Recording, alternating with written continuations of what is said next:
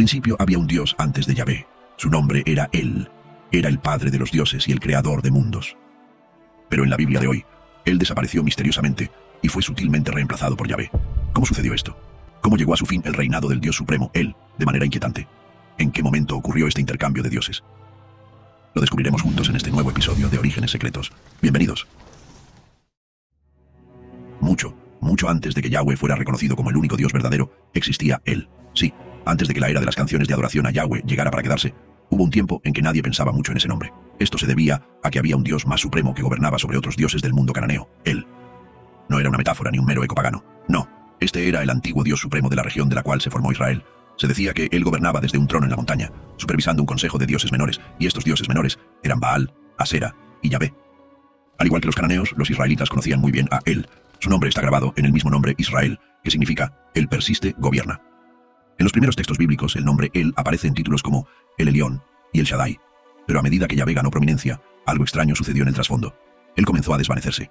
No de la memoria, no, sino del manuscrito. Y ahora todo lo que conocemos es Yahvé. Pero este extraño acontecimiento plantea la pregunta: ¿cómo puede un Dios supremo simplemente desaparecer? O mejor dicho, ¿cómo puede otro Dios ocupar su lugar sin que nadie lo note? Quizás sea porque Yahvé no estaba solo. En los textos bíblicos más antiguos descubrimos que Yahvé no comenzó como el único Dios por encima de todos. En cambio, se sentaba entre otros en una asamblea divina gobernada por Él. Cuando lees Deuteronomio 32:8 en los textos más antiguos, ves cómo Él dividió las naciones entre los hijos de Dios. En el proceso de esta división, Yahvé fue asignado a Israel como cuidador. No era el creador original, pero con el tiempo Yahvé comenzó a sonar diferente. De repente, Él ganó títulos que antes estaban reservados para Él. La gente comenzó a considerarlo como el Altísimo y Eterno. Los versículos fueron reescritos y las referencias cambiaron sin que nadie lo notara. Antes de que alguien se diera cuenta, Él ya no era distinto. Había sido absorbido por Yahvé. Pero, ¿de dónde vino originalmente Yahvé? A diferencia de lo que pensabas, las menciones más antiguas de Yahvé no provienen de Jerusalén o del Sinaí. Curiosamente, provienen de los desiertos del sur. Estamos hablando de lugares como Edom, Seir y Temán. Estas son regiones fuera del territorio tradicional israelita. En textos bíblicos como Deuteronomio 33:2 y Jueces 5:4, Yahvé es descrito como viniendo de Seir. Este es un territorio montañoso y escarpado asociado con tribus nómadas. Un vistazo a los registros egipcios y encontrarás un hecho intrigante. En el siglo XIII a.C., los registros egipcios hablan de un grupo llamado los Shasu-Deu. Los Shasu eran un grupo de personas nómadas que adoraban a una deidad llamada Yahvé en las mismas regiones desérticas. ¿Puedes creer eso?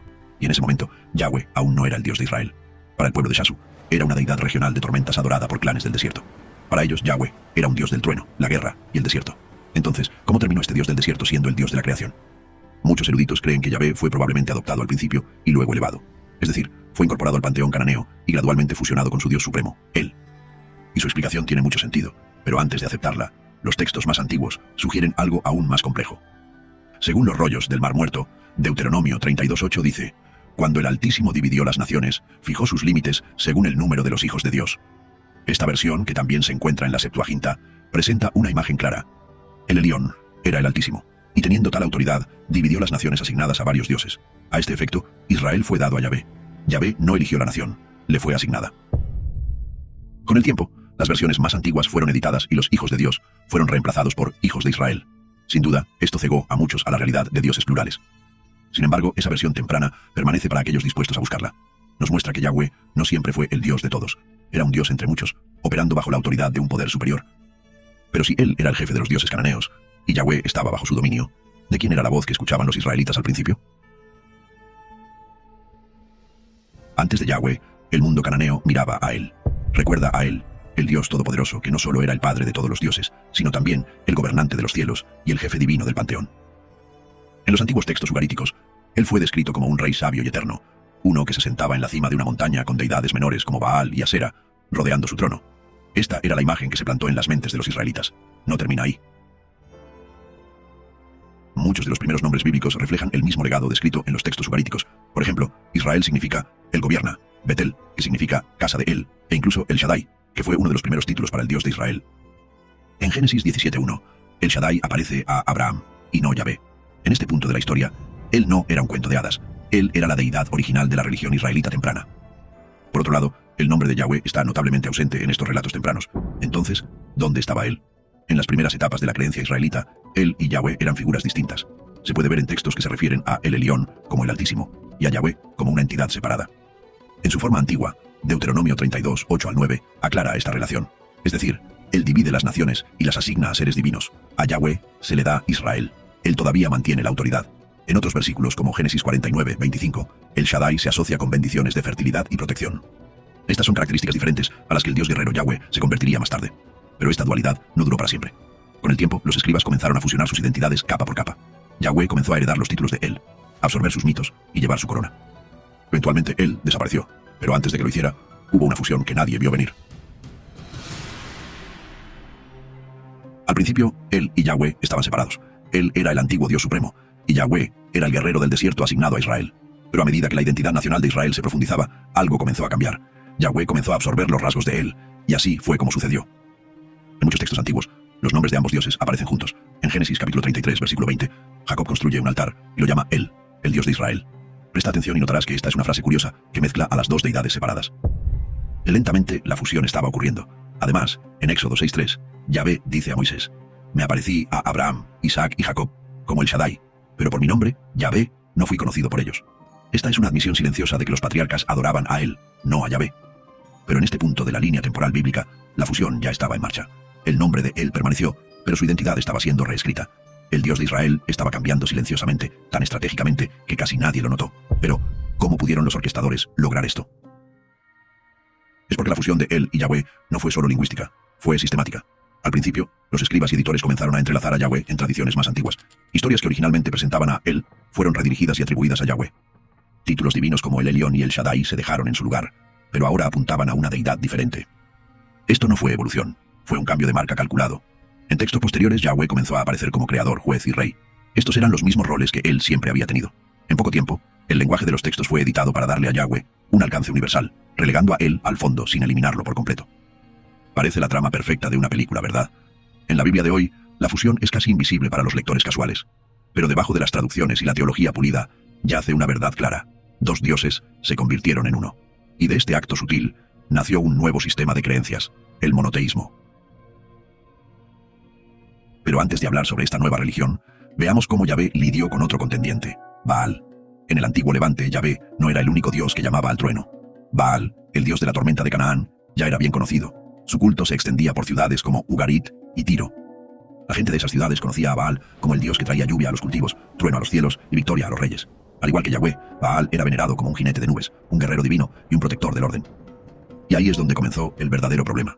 A medida que la identidad de Yahvé crecía más allá de sus orígenes en el desierto, comenzó a parecerse cada vez más a Baal. Las mismas características que hacían poderoso a Baal se atribuyeron gradualmente a Yahvé. Así es, el relámpago, el trueno, las tormentas e incluso el poder de conquistar el mar. En este proceso de convertirse en supremo, Yahvé no solo derrotó a Baal, adoptó al dios y su legado. Y aquí tienes un pequeño acertijo. ¿Qué haces cuando el rival de tu dios empieza a parecer demasiado familiar? ¿La respuesta? Asegúrate de que sea recordado como una amenaza. Una vez que Yahvé comenzó a absorber el papel de Baal, Baal tuvo que ser replanteado como un enemigo. En historias como Primera de Reyes 18, vemos al profeta de Yahweh, Elías, organizar un enfrentamiento en el Monte Carmelo. El profeta Elías se burla del silencio de Baal mientras Yahweh hace llover fuego. Al final, los profetas de Baal son ejecutados mientras Yahweh es exaltado. ¿Pero sabes que la historia era más que una narrativa? Sí, fue una eliminación teológica, y no se detuvo allí. Además, los títulos de Baal fueron reutilizados. Un himno israelita temprano, el Salmo 29, refleja los textos ugaríticos de Baal casi línea por línea, pero con Yahweh como el dador de tormentas. ¿Puedes imaginar eso? Incluso el dominio de Yahweh sobre el mar caótico es expresamente similar a la historia de Baal. Según los textos antiguos, Baal una vez tuvo una victoria sobre Yahu. En esa victoria, el mar caótico fue el sello distintivo. Sin embargo, eso de alguna manera fue reescrito para convertirse en parte de la persona bíblica de Yahweh. Lo que una vez fue compartido como un espacio para deidades ya no fue tolerado. De alguna manera, Yahweh ahora llevaba la corona de Baal, pero condenaba su nombre. Y en la mente de un pueblo recién monoteísta, no había lugar para dos dioses de la tormenta. Así, Baal perdió la guerra por la superioridad. Pero no solo había que lidiar con Baal. De hecho, los primeros textos revelaron que Yahweh podría haber tenido un compañero a quien usurpó de él.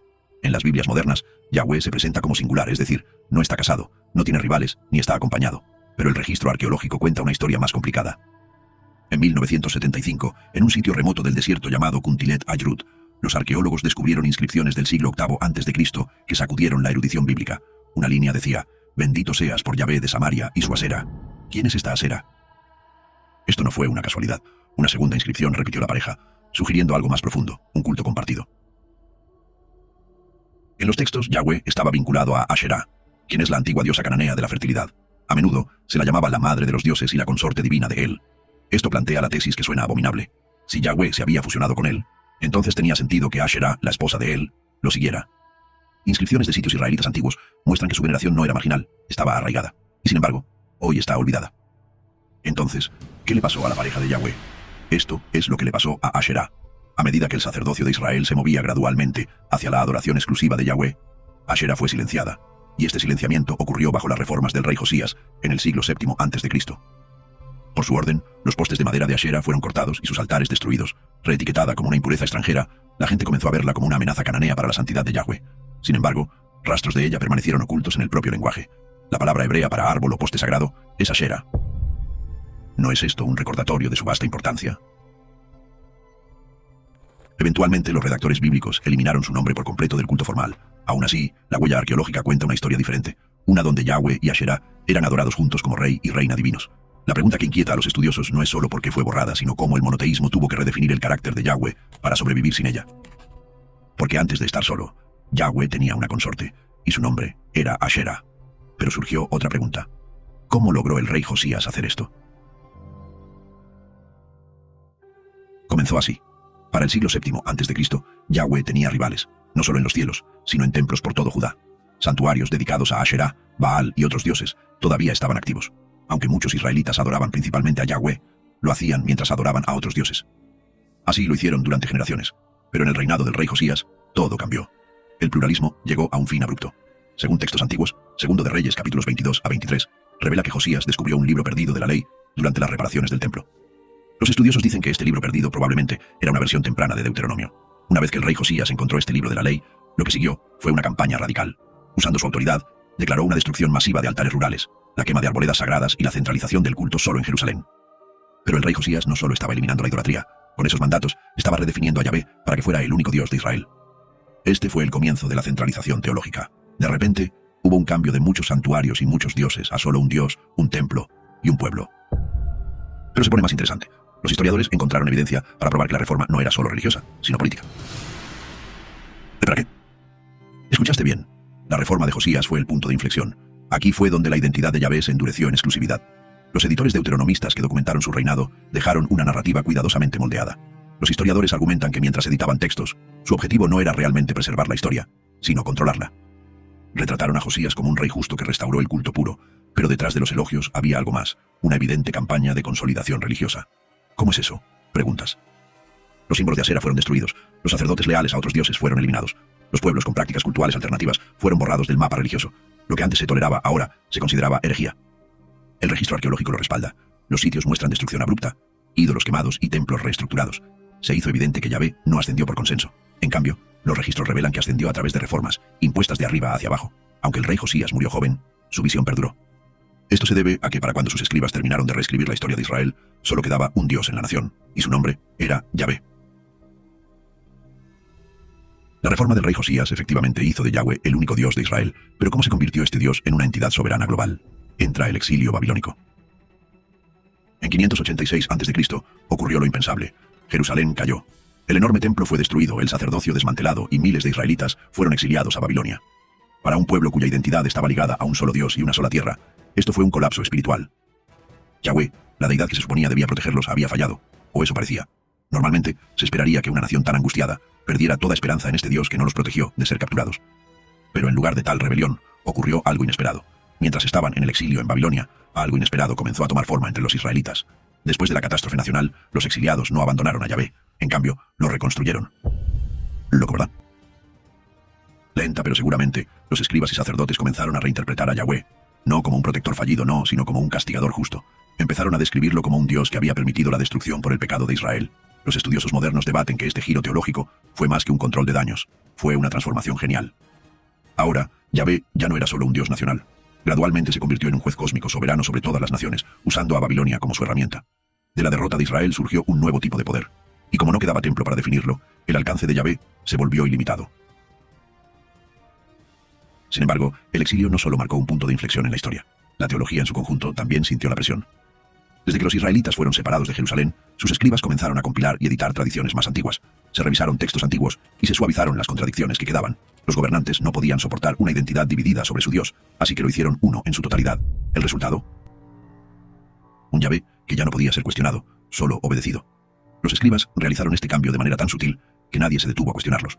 Historias que antes se asociaban con él fueron reasignadas a Yahvé. Promesas, profecías y castigos se centralizaron en él. Además, incluso los dioses extranjeros fueron redefinidos como impotentes. Isaías 45 declara: Yo soy Yahvé y no hay otro. Esta es una declaración de autoridad de una manera que no deja espacio para rivales. En el exilio, el pueblo que una vez adoró a muchos dioses, reescribió su futuro con solo uno. El exilio babilónico no solo reformó la nación, sino que reformó a quien veían como Dios. La pregunta es, ¿fue esto una evolución natural o una respuesta cuidadosamente diseñada al trauma político? Antes del exilio, Yahweh era el Dios de Israel. Después del exilio, se convirtió en el Dios de todo. Como explicamos, esta transición ocurrió a través de la redacción. Eso es la cuidadosa edición de textos anteriores para alinearlos con la nueva teología. Los historiadores dicen que libros como Génesis, Éxodo y Deuteronomio fueron reformulados. Pasajes que antes insinuaban consejos divinos fueron simplificados y reformulados para presentar un mundo con un solo Dios, Yahvé. ¿La evidencia? En versiones más antiguas de Génesis, la creación mostraba signos de voces plurales: hagamos al hombre a nuestra imagen. Pero interpretaciones más recientes insistieron en la singularidad. ¿Cómo se pasa de nosotros a yo tan repentinamente? Para el tiempo del segundo Isaías, la transformación estaba completa. Yahvé ahora afirmaba: antes de mí no fue formado ningún Dios, ni lo habrá después de mí. Un Dios que una vez fue local se había convertido en el único Dios. Y el recuerdo de aquellos que una vez estuvieron a su lado fue eliminado silenciosamente. Los eruditos lo etiquetan como monoteísmo en su máxima expresión. A medida que el monoteísmo se solidificó, los antiguos compañeros de Yahvé desaparecieron del escenario. El consejo divino, que una vez fue un concepto central en Israel, ahora se convirtió en un problema. Textos como el Salmo 82, que mostraban a Yahweh entre otros dioses, fueron reinterpretados o pasados por alto. Versículos como Deuteronomio 32, 8 al 9, que una vez presentaron a él dividiendo naciones entre los dioses, fueron revisados en el texto masorético para decir hijos de Israel, en lugar de hijos de Dios. ¿Qué tan loco es eso? Tienes razón, fue un cambio silencioso, línea por línea, rollo por rollo. Incluso los títulos heredados de Yahweh, Altísimo, El Shaddai, Creador, fueron despojados de su contexto original y asignados exclusivamente a él. Los atributos de El, Baal y otros no fueron descartados. En cambio, todos fueron atribuidos al único Dios elegido, Yahweh. Para cuando la Biblia hebrea alcanzó su forma final, el monoteísmo se había solidificado. La historia había sido reescrita y transmitida a través de generaciones. ¿Qué podía hacer alguien al respecto? Absolutamente nada. Pero la parte buena es que los textos más antiguos recuerdan todo. En las capas más antiguas de la Biblia hebrea, él era el nombre de un Dios distinto.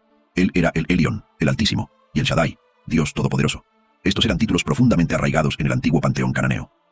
Su nombre perdura en lugares como Israel, Betel, y en figuras como Samuel. Estos nombres nos muestran que hubo un tiempo en que él era supremo. Por otro lado, el nombre de Yahweh aparece mucho más tarde, y en Éxodo 6:3 vemos: por mi nombre, Yahweh, no fui conocido por ellos. Pero a medida que la teología cambió, los escribas comenzaron a reasignar los nombres y rasgos de él a Yahweh. Lo que una vez fueron dos, se convirtió en uno. Con el tiempo, Yahweh no solo coexistió con él, lo reemplazó, absorbiendo su vocabulario, estatus e identidad. ¿Qué piensas sobre esto? Déjanos saber en los comentarios y no olvides dejar un me gusta y suscribirte si disfrutaste de este contenido. Mantén la mente abierta y hasta que nos volvamos a encontrar.